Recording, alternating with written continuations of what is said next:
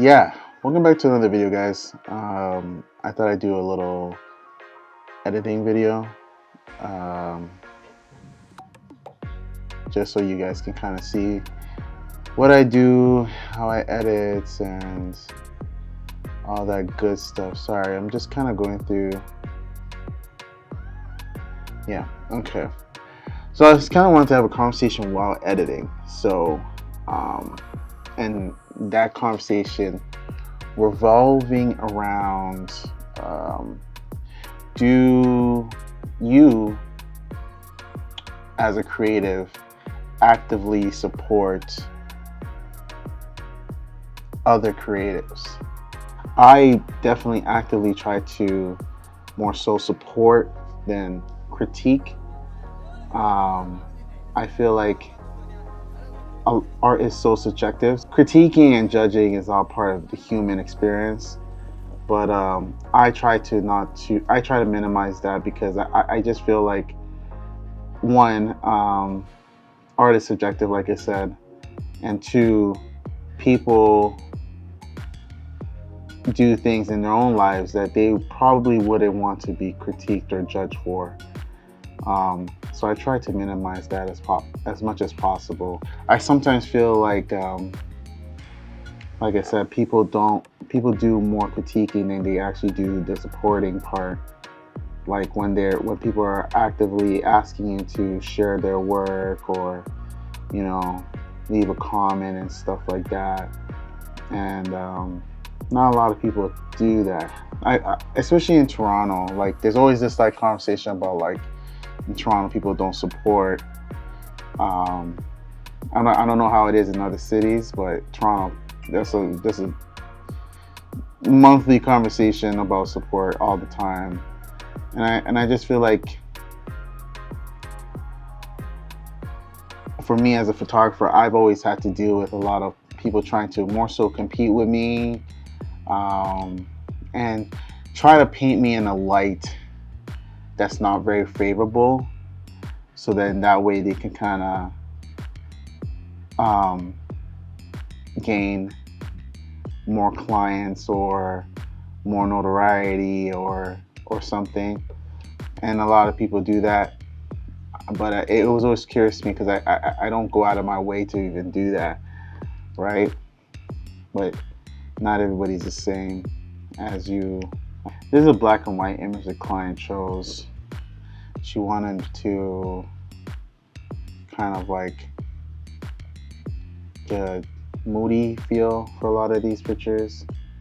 Well, we both did, I should say, not just her. We both kind of wanted a moody feel for these pictures.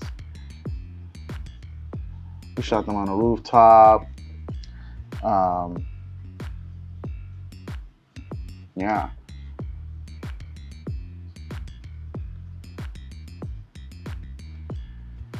I'm kind of been a bit disappointed with Wacom, however you pronounce it. They haven't been very innovative as of late. How do I explain that? Basically, like when you look at Wacom, it's more of a desk tablet. It's not a mobile tablet. But then they created the mobile studio, but it's not necessarily mobile. It's very heavy, cumbersome, and it's just not all there. 9 times out of 10, I use it at my desk. And then I would love to use, say, the iPad, but with the iPad, I feel like when it comes to like the programs, they're not really all there, especially when it comes to Photoshop. It doesn't have a lot of the features and stuff that Photoshop desktop has compared to Photoshop the app. And that kind of sucks. I'm just trying to get rid of these strands of hairs here. I don't really like that loop that the hair made. kind of distracting.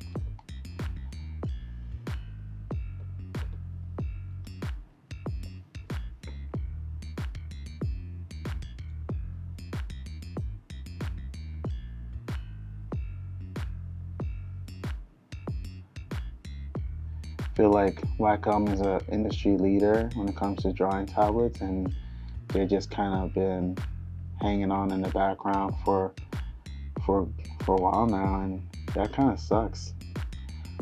Because I invested a lot, hoping that they would innovate, you know.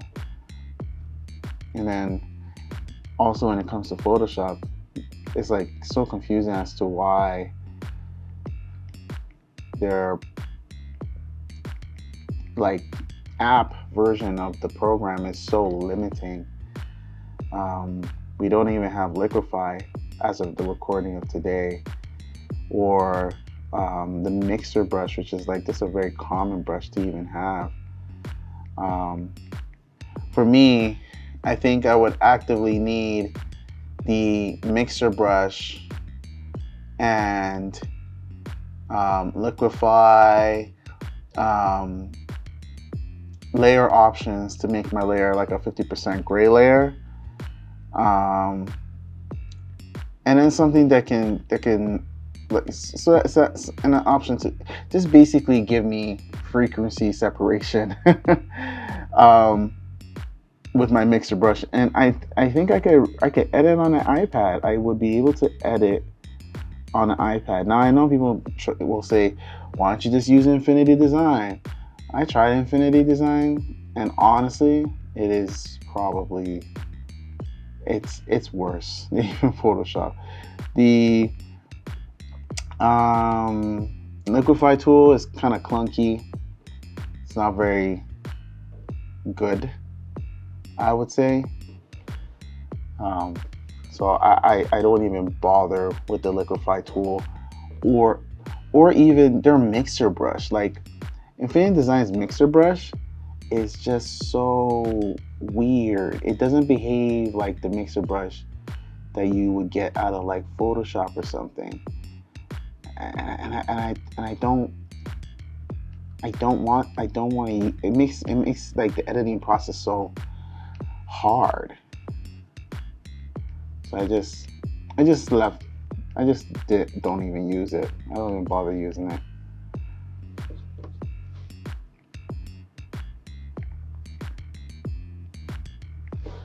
Kind of deepening the shadows here. I just want to deepen the shadows. Ooh, yeah, this picture looks pretty decent.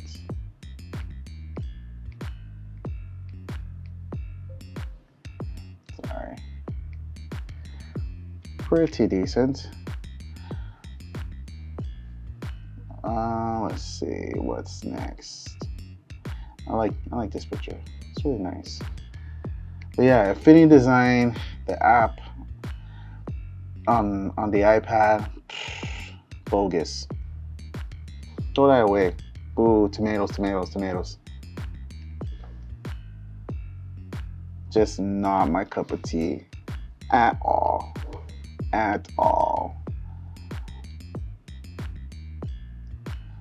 As a retoucher, you just want your processes to be smooth and just flowing. If I had the opportunity, if Photoshop was to come out with a full version on the App Store, bro, like I would sell my Wacom tablet. I think I would sell it and buy a bigger iPad, and just edit from the iPad. Because I don't necessarily use external hard drives anymore. I only use what's it called? I use Dropbox mainly for all my like stuff. So I only use external hard drives if I want to kind of like put away stuff, like so that way it's not like filling up my Dropbox like crazy. As a matter of fact, I need to buy a new external hard drive so I can put away some of the video files that are on my Dropbox, because they are taking up a hell of a lot of space. So I need to do that for sure. Yeah, I don't know. Photoshop just is taking quite a long time for them to put the features that are so needed as a photographer, or stuff like that. We need those features. We need the mixer brush, we need liquify, we need layer options, and some filter options as well, like would be nice to have. How long has the Photoshop Professional app been out so far? Like, I think like 2019. Like, what is taking so long to implement those really common features that you already have on the desktop app? I don't understand it. But they be pumping out features for Fresco like crazy. Fresco has liquefied. That's the weird part. So it's like, why doesn't the regular Photoshop app have liquefy? So I don't get it. I don't get it at all.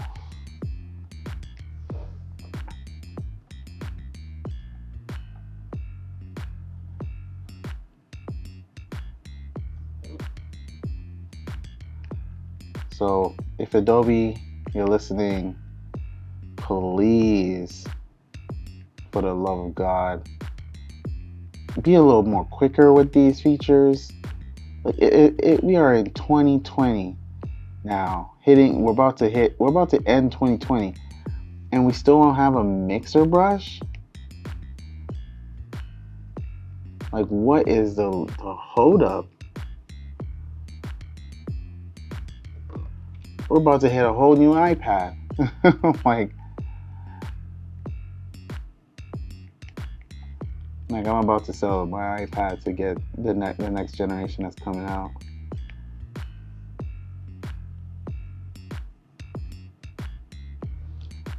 I don't know. A lot of these companies, like I said, are not innovating enough.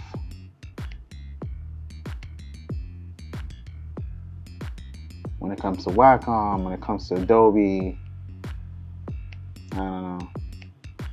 Just don't feel like they're innovating enough.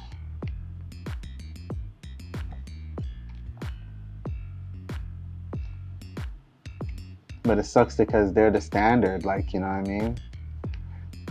They're the standard, and you gotta wait for them to kind of decide if they want to try something new.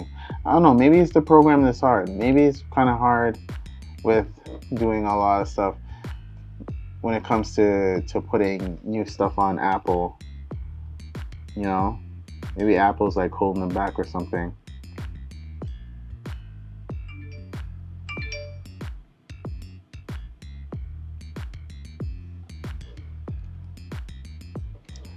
Who knows? Who knows?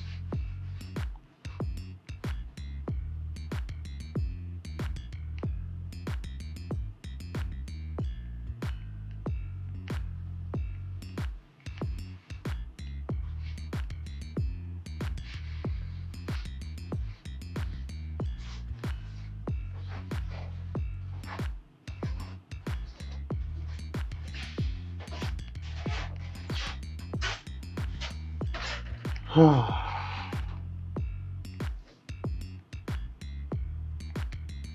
think I really enjoy black and white pictures when they're classical like this, like very simple. Not too much hoopla.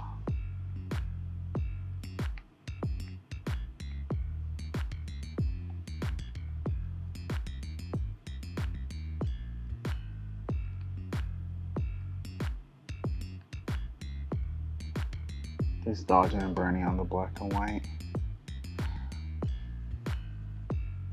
We do have colored images from this photo shoot. But I'm gonna edit those a little bit later, maybe after this video here.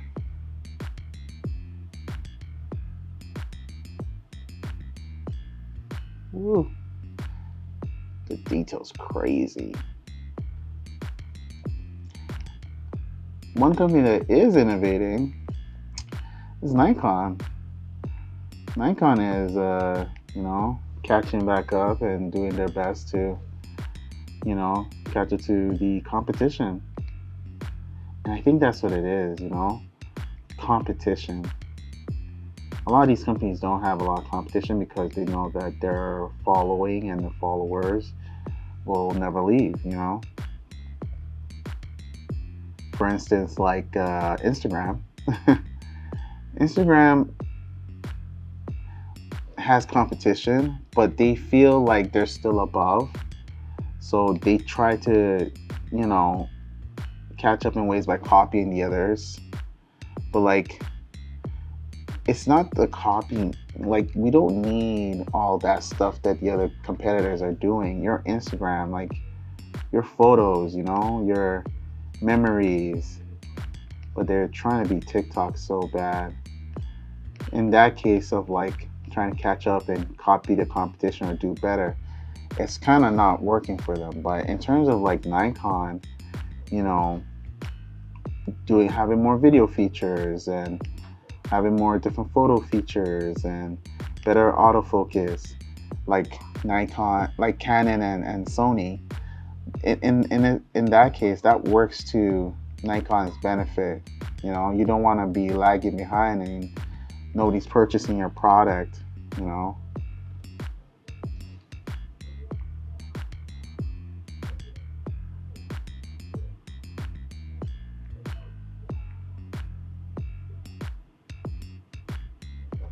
Must be hard for a lot of these companies. How do we do new things without losing our core audience?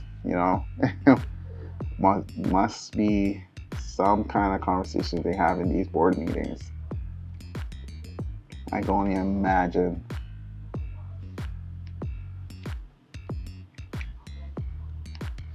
Let's give her a little bit more cheekbone.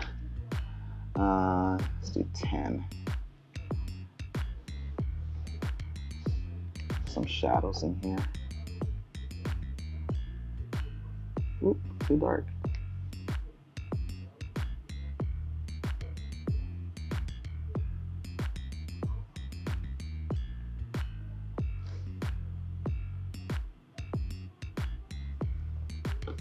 Too much line there. No, there we go. Let's get those. And it doesn't look too natural.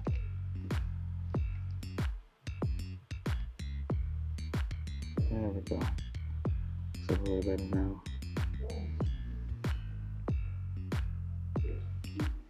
Oh yeah. There we go.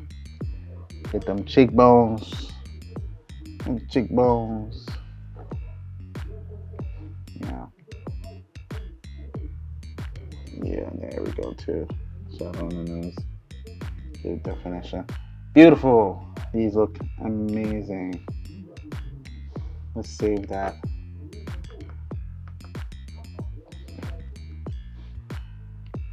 Remove that. Okay.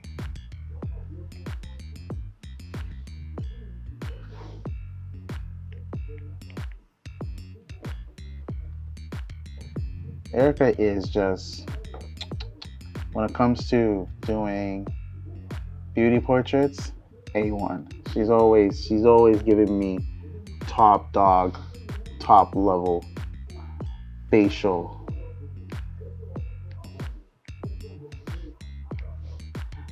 Recently I had a problem with Photoshop also, again. The liquify tool when using a tablet was so wonky, bro. I've been having the same problem for like months. And I decided to, I'm like, okay, let me go on the forums and, state my case. State my case. See if there's anybody else also on the forums kind of complaining about the same thing. Come to find out that there was a couple of similar issues that other people were having, and they did release an update to fix that. At least I think that's what the update was for, because I've had only one instance of the same problem, but as of consistently, like how it was before, the problem has basically disappeared. Yeah. So very happy about that. Basically, what was the problem? I guess I wasn't explaining it very well. The problem was that every time I would go into the liquify tool, it would, if I zoomed in on the subject's face or anywhere else, the liquify tool just suddenly gets error codes, and I'll click enter, and it just wouldn't stop. And then you would lose the performance in Photoshop once you're able to get rid of the error codes. So for the longest time, I had to use liquify without zooming in, and that was like a big issue for me. And I'm like, I need to zoom in to see the details and all that so I can make changes. But they fixed that problem. Now they can just do something about their mobile app. We would be living blissfully. Let's go to 1. I dodge and burn with flow at 1. Helps me have more control. More control.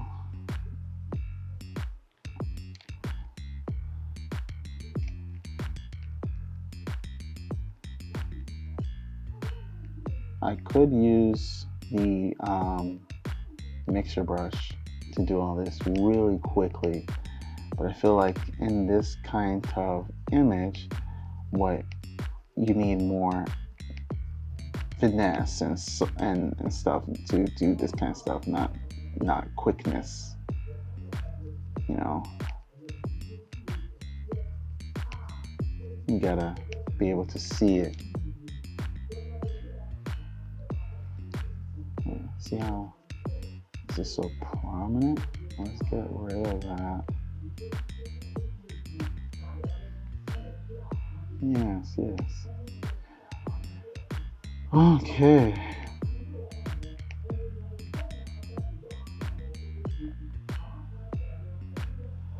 So much stuff has happened this year to me that hasn't been the best. It hasn't been the best, but I'm trying to make that not the focus of my life and focus on this photography, my career as a photographer, and just getting my life together.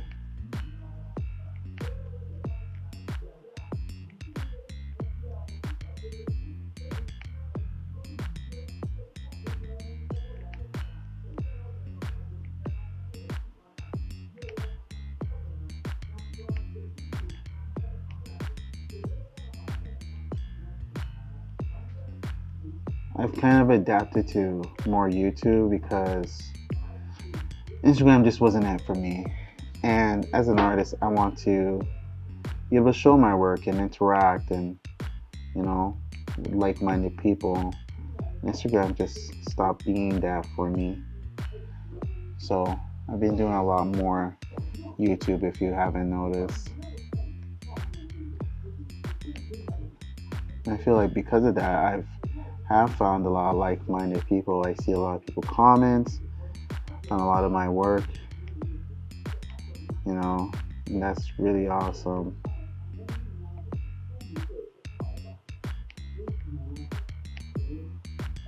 And then they also follow me on Instagram, so they get to see a lot of my other stuff that I do.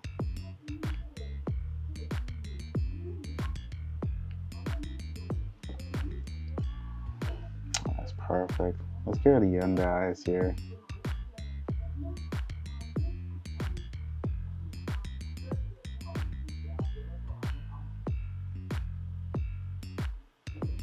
shout out to Prince Mason, or Mason.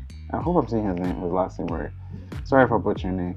He's moved to Canada, somewhere in Ontario. I don't know where.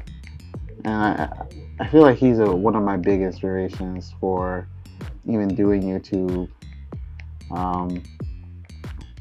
You know, you don't see a lot of people of color on YouTube. So Prince Mason is definitely, who do photography. So Prince Mason is definitely one of those people that inspired me to do the YouTube stuff, to kind of branch out of the whole Instagram world, and you know.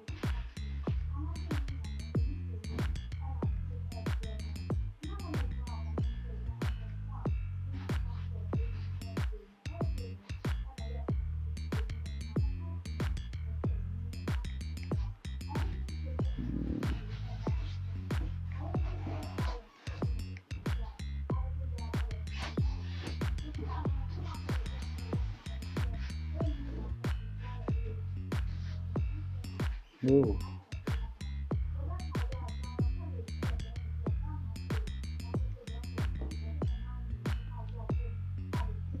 I like how this is looking.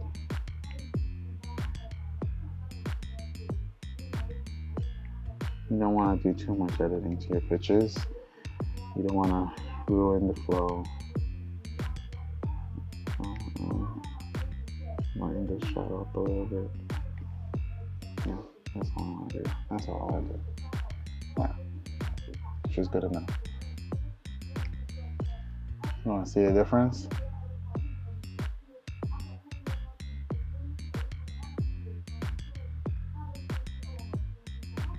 Yeah, a little dodge and burn, never hurt. All right, let's save this one too. Last one, and then we can end this video.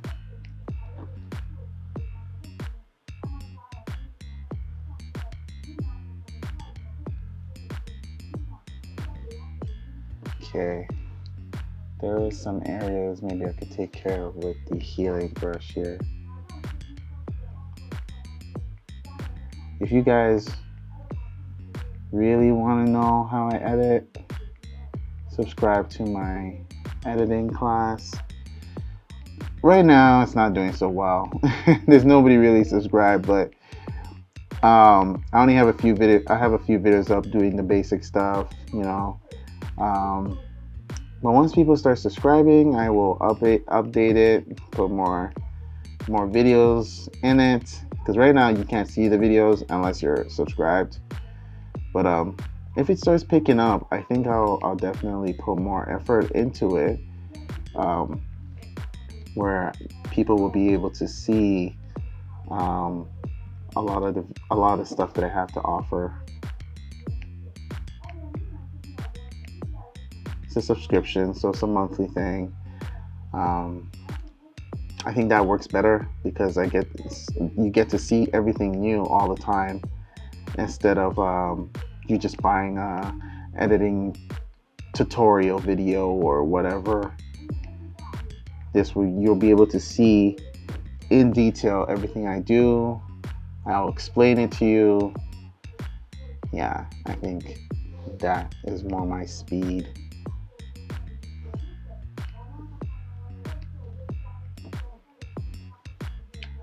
Let's bring the chin up a bit. Yeah, right there. So this is the before and after.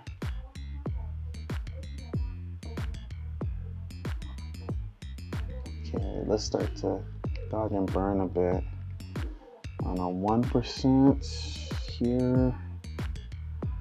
But yeah, basically, if you guys are interested into seeing how I actually edit, and if you're really interested in the classes, I will definitely put more effort, you know.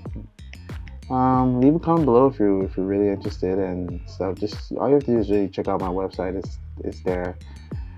Having a website is so important, man. That's where I do all my bookings, my purchases, my products, releases, and classes, and all that kind of stuff. It's so important to have a website.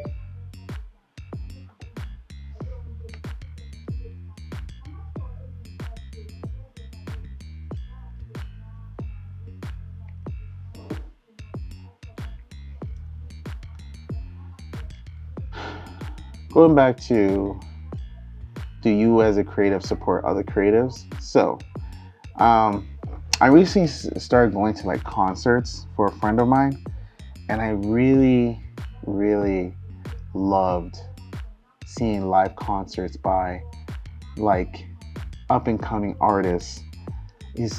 And you're not even there to get paid. I wasn't there to get paid. I was there just to get capture some images, and I absolutely loved it. It was fun. I enjoyed a lot of the performances. You know, even if the ones that weren't great, it was just nice to see people putting their, like, having courage to go up there. It was so inspiring to really look at and be a part of, you know. I feel like when I do stuff like that that don't involve like me a client or anything like that, it's just so much fun, and I get to experience something genuine, you know.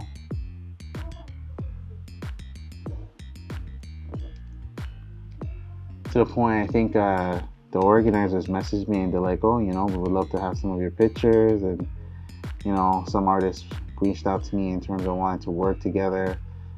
It was just really fun. I haven't done something like that before.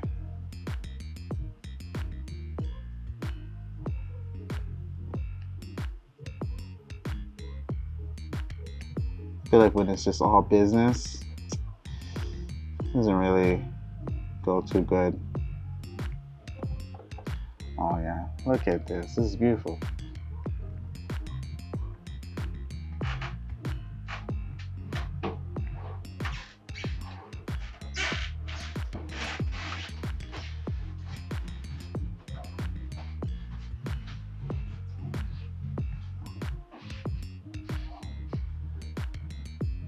Perfect. Look at that. You guys want to see before and after?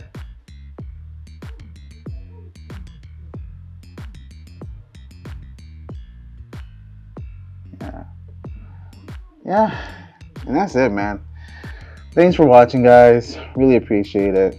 Spending some time with me and watching me redo some retouches. It's very simple retouching, but retouching nonetheless. Yeah, make sure you guys like, comment, and subscribe. It really helps out my channel. Really helps out me. And yeah, I'll see you guys in the next one. I got tons of videos, behind the scenes photo shoots coming up. So keep it locked in and ring that bell icon so you can get updated every time I upload. All right, guys. Take care. See you in the next one.